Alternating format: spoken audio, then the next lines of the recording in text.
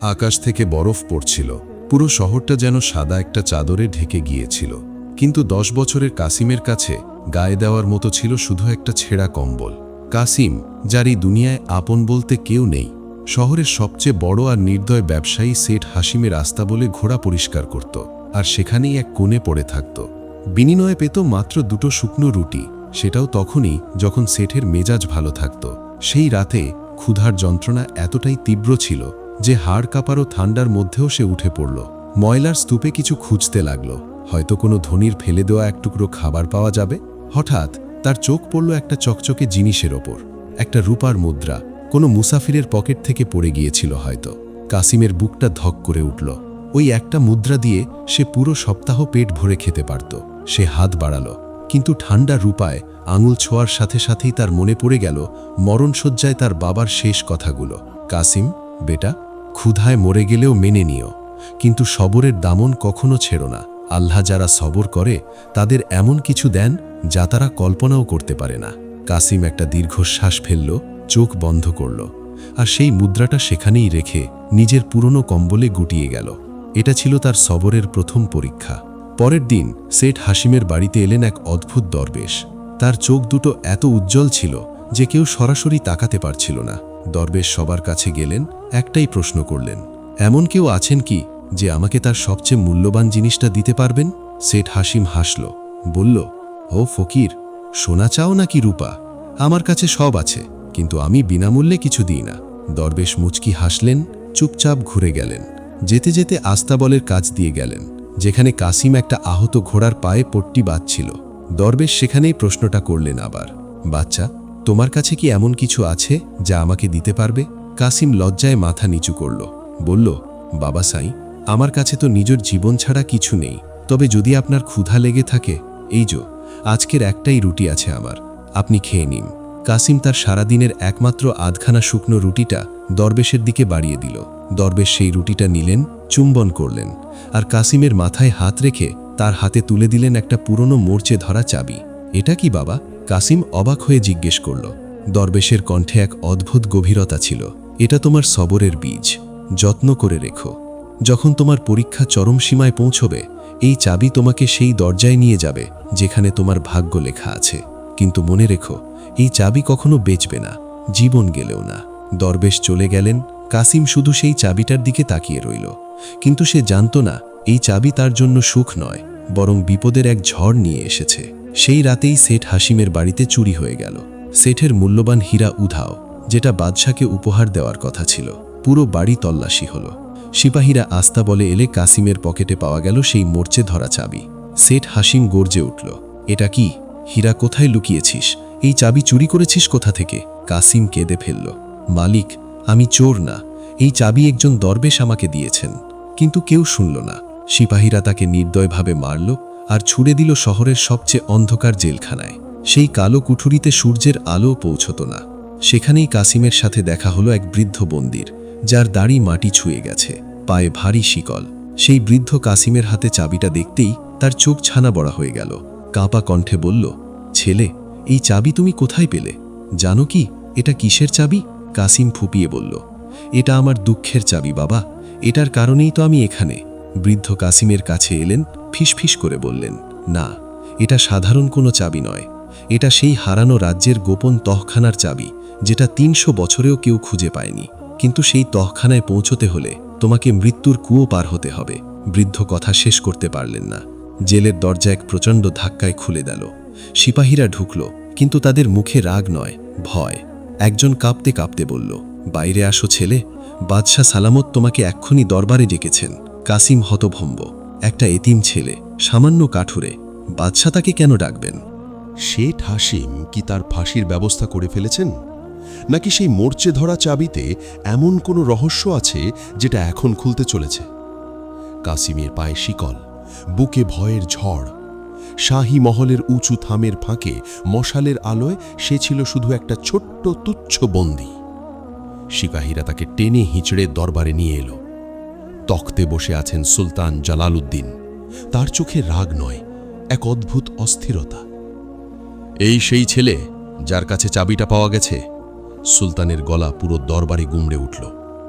শেঠ হাসিম এগিয়ে এসে মাথা নুইয়ে বলল, এ আমার বাড়ি থেকে হীরা চুরি করেছে, আর এই চাবি হয়তো কোনো শাহী তিজোরির, যেটা ও খুলতে যাচ্ছিল। কাসিম মাথা তুলল, চোখে জল, কিন্তু গলায় এক অদ্ভুত স্থিরতা। বাদশাহ সালামত, আমি কখনো কারো একটা পয়সাও চুরি করিনি। এই চাবি আমাকে একজন দরবেশ দিয়েছেন আমার একদিনের রুটির বদলে। আমি জানি না এটা কি, কিন্তু ক্ষুধা সহ্য করেছি, তবু এটা বেচিনি। সুলতান ইশারা করলেন। একজন সিপাহী সেই মোর্চে ধারা চাবিটা এনে সুলতানের সামনে রাখল। সুলতানের হাত কাঁপতে লাগল। তিনি গলা থেকে একটা সোনার লকেট বের করলেন, যার ভেতরে একটা মানচিত্র। চাবিটা যখন সেই মানচিত্রের উপর রাখা হলো, দরবারের প্রতিটা মানুষের নিঃশ্বাস থেমে গেল। চাবির ডিজাইন হুবহু মিলে যাচ্ছে মানচিত্রের একটা লুকানো অংশের সাথে। সুলতান গভীর নিঃশ্বাস নিলেন, কাসিমের দিকে তাকালেন। বাচ্চা, তুমি কি জানো এই চাবি কিসের? এটা সেই তিলিস্মি সিন্দুকের চাবি, যেটা আমার পূর্বপুরুষদের ওসিয়ত অনুযায়ী শুধু সেই খুলতে পারবে যার মন লোভমুক্ত আর যার কাছে সবরের সম্পদ আছে। ৩০০ বছর ধরে এই চাবি হারিয়েছিল, আজ সেটা পাওয়া গেল একটা এতিমের হাতে। শেঠ হাসিমের মুখ ফ্যাকাশে হয়ে গেল। সে ভেবেছিল কাসিমের ফাঁসি হবে, কিন্তু এখানে তো পাশা উল্টে যাচ্ছে। তবু সে বলে উঠল, হুজুর, এ চোরও হতে পারে, যাচাই না করে বিশ্বাস করবেন না। সুলতান মাথা নাড়লেন। ঠিকই বলেছ শেঠ, চাবি পাওয়াই যথেষ্ট নয়, কাসিমকে তার যোগ্যতা প্রমাণ করতে হবে। সুলতান হুকুম দিলেন, কাসিমকে পাঠানো হোক ওয়াদিয়ে খামোশিতে। সেই রহস্যময় উপত্যকায় ছিল এক প্রাচীন ও ভয়ঙ্কর কেল্লা, আর সেই কেল্লার ভেতরে ছিল সেই তিলিস্মি সিন্দুক, যার সম্পর্কে কথিত ছিল মনে বিন্দুমাত্র লোভ থাকলে কেউ কখনো জীবন নিয়ে ফেরেনি। কাসিমকে একা পাঠানো হলো সেই ভয়ঙ্কর উপত্যকার দিকে। তার কাছে ছিল না খাবার না পানি, শুধু একটা মূর্ছে ধরা চাবি আর বুকের ভেতরে সবর। পথে একটা কুয়ো পেল সে। কুয়োর পানি চকচক করছে রূপার মতো, আর তার তৃষ্ণা এতটাই তীব্র হয়ে উঠেছিল যে গলা কাটার মতো শুকিয়ে যাচ্ছিল। কিন্তু যেই সে পানি পান করতে হাত বাড়ালো, কুয়োর ভেতর থেকে এক রহস্যময় আওয়াজ ভেসে এলো। এই পানির এক ঢোক তোমাকে পৃথিবীর সব ভাষা শিখিয়ে দেবে, পশু পাখির কথাও বুঝতে পারবে, কিন্তু বিনিময়ে এই চাবিটা এই কুয়োতে ছুঁড়ে দিতে হবে। লোভ আর তৃষ্ণার মধ্যে যুদ্ধ শুরু হলো। মনের ভেতরে শয়তানি খেয়াল এলো, এত শক্তি পেলে বাদশাহ হওয়াও কঠিন না, আর এই চাবি তো শুধু এক টুকরো মোর্চে ধরা লোহা। কিন্তু ঠিক সেই মুহূর্তে মনে পড়ল মরহুম বাবার কথা। সে দৃঢ়ভাবে বলল, যিনি আমাকে এ পর্যন্ত পৌঁছে দিয়েছেন তিনি আমার তৃষ্ণাও মেটাবেন। এই ধোকার সওদা আমি করব না। সিদ্ধান্ত নেওয়ার সাথে সাথেই সেই চকচকে কুয়ো হঠাৎ মিলিয়ে গেল। তার জায়গায় ফুটে উঠল এক পরিষ্কার ঠান্ডা মিষ্টি পানির ঝর্ণা। কোনো দাম ছাড়াই সে তৃষ্ণা মেটালো। আর একটু এগোতেই দেখল এক বৃদ্ধা ভারী পাথরের স্তূপের নিচে চাপা পড়ে কাতরাচ্ছেন, সাহায্যের জন্য কাঁদছেন। সে দৌড়ে গেল। বৃদ্ধা লোভ দেখালো, আমাকে বের করে দাও, অনেক সোনা দেব, এত সোনা যে তোমার গরিবী চিরকালের জন্য শেষ হয়ে যাবে। কাসিম সোনার চমক উপেক্ষা করল, কোনো লোভ ছাড়াই পাথর সরাতে শুরু করল।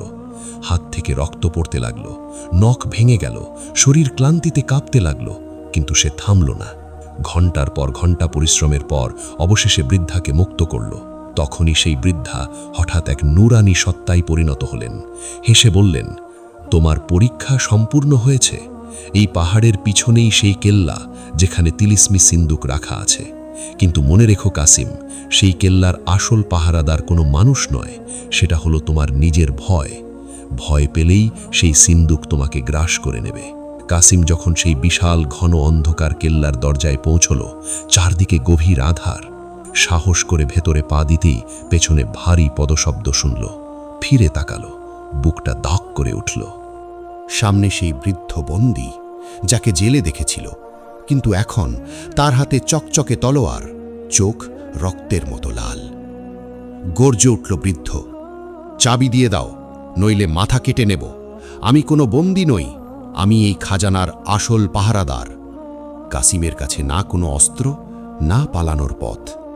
কাঁপতে কাঁপতে সে চোখ বন্ধ করল, চাবিটা বুকে চেপে ধরল। পূর্ণ বিশ্বাসে বলল, যদি আমার মৃত্যু এতেই লেখা থাকে মেনে নিলাম, কিন্তু আমানতের খেয়ানত আমি কখনো করব না। যেই বৃদ্ধ তলোয়ার তুলল, হঠাৎ এক প্রচণ্ড বিস্ফোরণ। পুরো কেল্লা ঝলমলে আলোয় ভরে গেল। কাসিম ভয় চোখ খুলল। সামনে না কোনো শত্রু, না কোনো তলোয়ার, বরং সামনে খোলা পড়ে আছে একটা বিশাল সোনার সিন্দুক, আর তার ভিতর থেকে এক শাহী মুকুট আলো ছড়াচ্ছে, যেন পুরো বাতাসে রশ্মি বিছিয়ে দিচ্ছে। কিন্তু আসল চমক তখন হলো যখন কাসিমের চোখ পড়ল সিন্দুকে রাখা একটা পুরনো চিঠির ওপর। কাঁপতে কাঁপতে সে চিঠিটা তুলল। প্রথম লাইন পড়তেই তার পায়ের নিচের মাটি যেন সরে গেল। চিঠিতে লেখা ছিল, এই মুকুট সেই এতিম শাহজাদার জন্য, যার বাবাকে আপনজনেরাই ধোঁকা দিয়ে হত্যা করেছিল। কাসিমের হাত কাঁপছিল, চোখ থেকে জল থামছিল না। চিঠির প্রতিটা শব্দ তার বুকে হাতুড়ির মতো পড়ছিল। সেই চিঠিতে লেখা ছিল, আমার বেটা কাসিম, তুমি যদি এই চিঠি পড়ছ, তার মানে তুমি সেই সবর ও সততার পরীক্ষায় পাশ করেছ যেখানে তোমার বাবার হত্যাকারী ব্যর্থ হয়েছিল। আমি শাহ আলম, এই সালতানাতের প্রকৃত উত্তরাধিকারী। আজ আমার নিজের উজিরে আজম বখতাওয়ারের ষড়যন্ত্রের শিকার হচ্ছি। সে আমাকে বিষ দিয়ে হত্যা করেছে, আমার রাজ্য দখল করে নিয়েছে। আমার বিশ্বাস্ত খাদিম তোমাকে বাঁচিয়ে এক অজানা গ্রামে লুকিয়ে রেখেছিল, যাতে একদিন তুমি ফিরে এসে নিজের হক নিতে পারো। মনে রেখো, এই মুকুট শুধু একটা গহনা নয়, এটা ন্যায় বিচারের প্রতীক। আর এটা শুধু তার মাথায় মানাবে যে তার প্রজার ব্যথা নিজের বুকে ধারণ করতে পারে। কাসিমের মনে পড়ল মায়ের ধুয়ে যাওয়া মুখটা। ছোটবেলায় কোলে বসিয়ে লুলাবাই শোনাতেন আর বলতেন, একদিন আমার ছেলে অনেক বড় হবে। আজ বুঝতে পারছিল সেটা শুধু সান্ত্বনা ছিল না, সেটা ছিল এক লুকোনো সত্যি। এখন তার উপলব্ধি হল, সেই দরবেশ কোনো সাধারণ ফকির ছিলেন না। তিনি ছিলেন তার বাবার সেই বিশ্বস্ত খাদিম, যিনি বছরের পর বছর ছায়ার মতো তার দেখাশোনা করছিলেন, সঠিক সময়ের অপেক্ষায়। হঠাৎ কেল্লার দেয়াল কাঁপতে শুরু করল। সেই বৃদ্ধ পাহারাদার, যিনি কিছুক্ষণ আগে তলোয়ার নিয়ে দাঁড়িয়েছিলেন, এখন এক নূরানি সত্তায় কাসিমের সামনে নতমস্তকে দাঁড়িয়ে ভক্তিভরে সালাম জানালেন। বললেন, শাহজাদা, সময় অনেক কম। বখতাওয়ার জেনে গেছে যে হকের সূর্য আবার উদিত হতে চলেছে। সে তার পুরো বাহিনী নিয়ে এই উপত্যকার দিকে আসছে। কাসিম দেরি না করে শাহী মুকুট পরিষ্কার কাপড়ে জড়াল, চিঠি বুকে চেপে ধরল, কেল্লার একটা গোপন পথ দিয়ে বের হয়ে গেল। কিন্তু উপত্যকার মুখে পৌঁছতেই দূরে ওড়া ধুলো তার পা থামিয়ে দিল। বখতাওয়ার, যে এখন সালতানাতের সবচেয়ে ক্ষমতাবান উজির এবং সুলতান জালালউদ্দিনের ডান হাত, 100-এরও বেশি সশস্ত্র ঘোড়াসওয়ার নিয়ে তার রাস্তা আটকে দাঁড়িয়ে আছে। তার চোখে সেই একই আগুন, লোভ আর হিংস্রতার, যা বছরের পর বছর আগে একটা সুখী রাজ্যকে ধ্বংস করে দিয়েছিল। কড়া গলায় উপত্যকায় ডাক দিল সে, থামো, এই ইয়েতিম কাঠুরে, সেই আমানত আমার হাতে দিয়ে দাও। তোমাকে এত সম্পদ দেব যে 7 জন্মেও শেষ হবে না, নইলে তোমার পরিণতিও হবে তোমার বাবার মতো। কাসিমের রক্ত টকবক করে উঠল, কিন্তু সে নিজেকে ধরে রাখল, শান্তভাবে জবাব দিল, বখতাওয়ার, সম্পদ দিয়ে পেট ভরানো যায়, কিন্তু বিবেক কেনা যায় না। যে মুকুটের জন্য তুমি রক্ত ঝরিয়েছ, সেই মুকুটই আজ তোমার জুলুমের হিসাব নিতে এসেছে। উপত্যকার বাতাস হঠাৎ পাল্টে গেল, আকাশে মেঘ গর্জতে লাগল। মনে হলো যেন প্রকৃতি নিজেই থেমে গেছে এই ন্যায় বিচারের দৃশ্য দেখতে। কাসিম পূর্ণ দৃঢ়তায় বলল, সম্পদ দিয়ে শরীর কেনা যায়, কিন্তু আত্মার অন্ধকার কখনো দূর করা যায় না। তুমি আমার বাবাকে ধোঁকায় হত্যা করেছ, কিন্তু তার ছেলের সবরকে তুমি কখনো হারাতে পারবে না। বখতাওয়ার হাসতে হাসতে বলল, তোমার এই সবরই তোমাকে কবরে নিয়ে যাবে। তারপর সিপাহীদের হুকুম দিল, এই ছেলেকে শেষ করে দাও, মুকুট নিয়ে আসো। সিপাহীরা খোলা তলোয়ার নিয়ে এগিয়ে এলো। কাসিম একা, কোনো অস্ত্র নেই, লড়ার শক্তিও নেই। কিন্তু প্রথম সিপাহী যেই আঘাত করতে এগিয়ে এলো, মাটি থেকে এক ভয়ঙ্কর গর্জন উঠল। পাহাড় থেকে পাথর ভেঙে পড়তে লাগল। এমন ঝড় উঠল যে ঘোড়াগুলো বেকাবু হয়ে পিছিয়ে গেল। সিপাহীদের শাড়ি ভেঙে পড়ল। কাসেম অনুভব করল যেন কোনো অদৃশ্য শক্তি তাকে রক্ষা করছে। সে গলায় ঝোলানো চাবিটা হাতে নিল। হঠাৎ সেই চাবি থেকে তীব্র আলো বের হল, যা বক্তাওয়ার ও তার সিপাহীদের চোখ ঝলসে দিল। সেই অরাজকতার মধ্যে কাসেম একটা ঘোড়ায় চড়ে শহরের দিকে ছুটল। তাকে সুলতান জালালউদ্দিনের দরবারে পৌঁছতে হবে, কারণ সে জানত বক্তাওয়ারের ষড়যন্ত্র সম্পর্কে সুলতান জালালউদ্দিন অন্ধকারে আছেন। তিনি একজন দয়ালু মানুষ, কিন্তু শহরের রাস্তা এখন আর সহজ ছিল না। বক্তাওয়ার আগেই সব রাস্তা বন্ধ করিয়ে দিয়েছিল আর ঘোষণা করিয়েছিল এক বিপজ্জনক ছেলে শাহী খাজানা লুট করে পালাচ্ছে, যে দেখবে সাথে সাথে হত্যা করবে। ক্ষুধার্থ, পিপাসার্থ, আহত কাসেম যখন শহরের প্রাচীরের কাছে পৌঁছল, দেখল শেঠ হাসিমও সিপাহীদের সাথে তাকে খুঁজছে। সে তৎক্ষণাৎ ছদ্মবেশ নিল, মুখে মাটি মেখে নিল আর একটা গাধার মতো ভ্যাগ ধরে রেঙ্গে রেঙ্গে শহরের মূল দরজার কাছে পৌঁছল। কিন্তু সেখানে বক্তাওয়ার নিজেই দাঁড়িয়ে প্রতিটা যাত্রীর তল্লাশি নিচ্ছিল। কাসেমের বুক ডুবতে লাগল। ধরা পড়লে শুধু তার জীবনই যাবে না, বাবার শেষ বার্তা আর ন্যায় বিচারের মুকুটও চিরতরে বক্তাওয়ারের হাতে চলে যাবে। তখনই তার চোখ পড়ল একটা জানাজার ওপর, যেটা শহর থেকে বাইরে নিয়ে যাওয়া হচ্ছে। মাথায় এক ভয়ঙ্কর কিন্তু শেষ উপায় খেলে গেল। সে জানাজা বহনকারীদের কোনোভাবে রাজি করালো আর নিজেই সেই কফিনের ভেতরে শুয়ে পড়ল, যেখানে মৃতদেহ রাখার কথা। জানাজা যখন বক্তাওয়ালের সামনে দিয়ে যাচ্ছিল, সে সন্দেহে আটকাল। কড়া গলায় হুকুম দিল, কফিন খোলো, ওই ছেলে এতেই আছে। কাসেমের নিঃশ্বাস বন্ধ হয়ে গেল। উপরে কাফন, নিচে তার ধড়ফড় করা জীবন। বক্তাওয়ারের তলোয়ার কাফন সরাতে এগিয়ে এসেছে মাত্র, ঠিক তখনই মহল থেকে শাহী বিগুল বেজে উঠল। এক সিপাহী হাঁপাতে হাঁপাতে দৌড়ে এলো।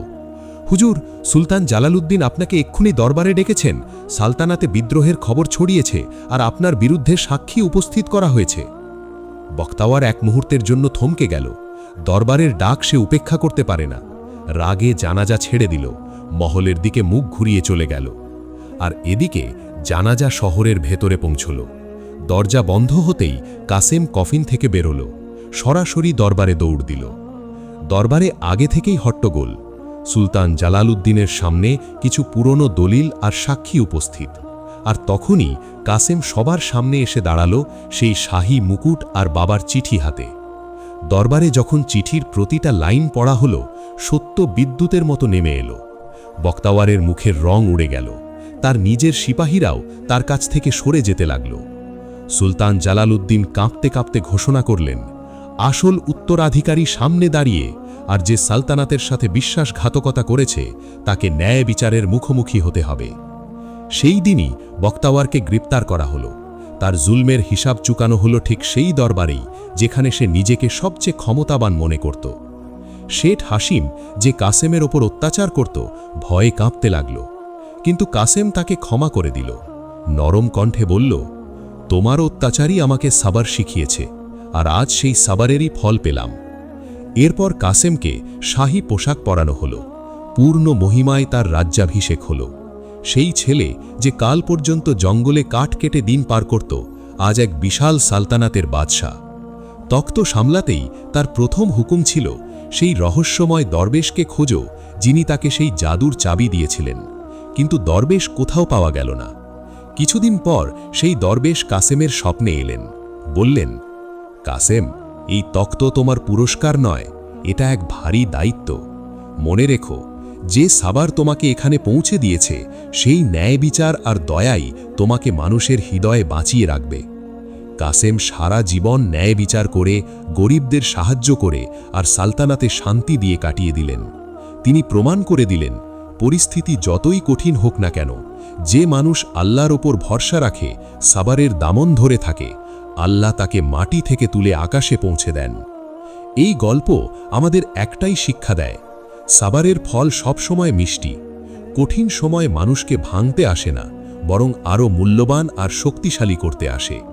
যে মানুষ হালাল রিজিকে সন্তুষ্ট থাকে, কঠিন মুহূর্তে নিজের ঈমানের সওদা করে না, পুরো কায়নাতের শক্তি তার সাহায্যে নেমে আসে।